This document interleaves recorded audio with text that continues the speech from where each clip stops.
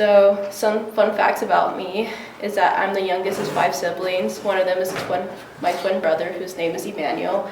He's a Marine and he's stationed at Cherry Point, North Carolina. I also have 3 half sisters. They all range from Oregon, New York, and California, and also my half brother, who's also from California.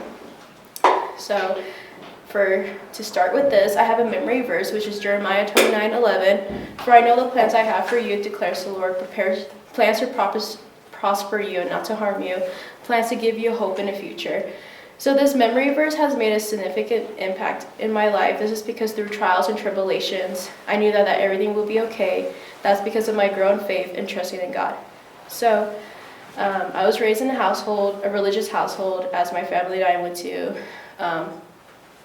Catholic church. We went to Mass every Sunday, and a little fun memory, I would go to McDonald's or Del Taco because of the playground after Mass as a reward for behaving and staying up throughout Mass.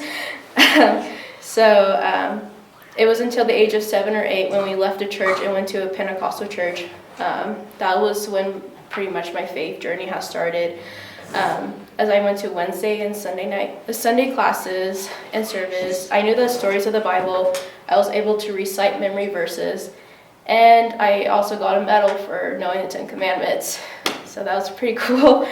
I also attended a private school from 5th to 8th grade, which wasn't the best chapter in my life. During that time, I was struggling so much. I had a hard but honest question that popped into my head constantly. If God loved everyone so much, including myself, why was he letting me struggle when it came to family conflict or financial issues? It was then my relationship with God came to a decline, and I was just pretty much mellow about anything when it came to God. By the end of my 8th grade year, my family and I attended to another church, which is called Westside Church of Christ, during the summer. The first event that we attended was called Go Baco, which is a week-long volunteer service organization. We would go to homeless shelters, nonprofit organizations. We created little snack baggies for the homeless, and just helping with our church community and many more. And after that event, it was well known that our family found our church, and I spent pretty much all of my high school years at that church and noticed an improvement in my relationship with God from the friends I've made and the connections I made from the church. It was also from attending summer camps and finding my group of friends that were supportive and had the same values as myself. I also noticed a change in my family where there was hardly any conflicts, and I've grown closer to my dad, who became a major part when it came to my relationship with God. We will always read the Bible, listen to worship music, and just kind of do a lot of reflection. Since everything was good with my family and my relationship with my dad, a significant event occurred during the COVID pandemic. My dad sadly passed away due to a heart attack. This left me struggling for long periods of time, causing me to fall short in my relationship with God. I became stubborn, prideful, and anxious, and just experiencing all sorts of emotions that affected my relationships with my family and others around me, including my church family. It was into my junior, senior year where my church welcomed a new youth pastor who soon became my mentor and kind of like an older brother to me, who helped restore my relationship with God. His name was Adam England. What made him significant was that he went through a similar situation as to mine. And with that, I've grown and matured a lot, which brought me back to God. As I was typing this testimony, I like to share you guys my occurrence I had with God.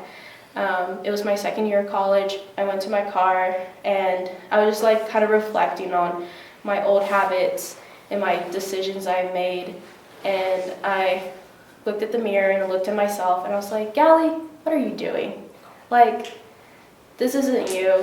And I felt the Holy Spirit come in, talk to me to a point where I realized I don't want to make the same old decisions I've been currently making, and I want to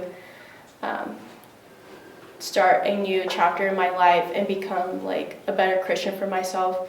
which in December is when I told Adam, hey, I want to get baptized. I want to start this new chapter and journey in my life. So as I made the decision to get baptized, which happened a year ago on January 17th, so after my baptism, I noticed a change in myself and in a perspective on certain things. I let certain things go in my past and became this transformational process in my life. I also came to realize, like, no matter how many mistakes you have made, God's still gonna love you, no matter what. So I wanted to recite the memory verse again, Jeremiah 29:11. For I know the plans I have for you, declares the Lord, plans to prosper you and not to harm you, and plans to give you a hope in the future. So with this memory verse, I always remind myself that I trust the next chapter in my life because I know the author, and the author is God. Although there were many obstacles I had to deal with the last year and the beginning of this year, I knew that everything will be okay and that everything will be all right. That is because I am under God's protection, and He will always be there for me. And just know that God has a plan for each and one of you guys. And that's it.